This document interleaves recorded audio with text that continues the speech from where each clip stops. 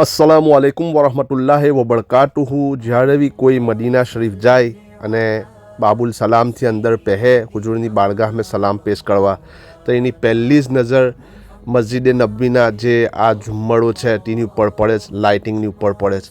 હવે સૌથી પહેલો મસ્જિદ નબવીની અંદર લાઇટિંગ કોણે કર્યું હતું તે અત્યાર તકન મને લાગે છે તો મોસ્ટ ઓફલી લોકોને ખબર નહીં હોય. સૌથી પહેલાં મસ્જિદ નબવીની અંદર લાઇટિંગ કરનારા સહાબીનું નામ છે હજરત તમીમે દારી રદિયલ્લાહુ તાલા અન્હુ.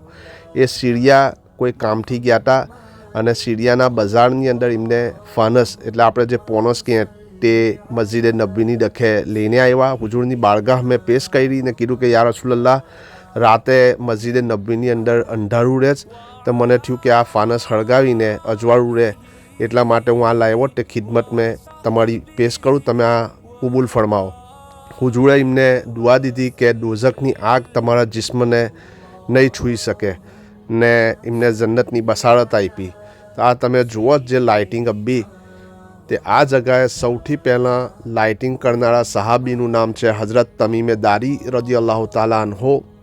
અને બીજા બે એક વાક્ય છે એમના, તે ઇન્શાઅલ્લાહ બીજા એક વિડીયોની અંદર તમને બનાવીને કહેશ કે એમના મર્તબો શું છે તમીમે દારી રદિયલ્લાહુ તાલા અન્હુનો.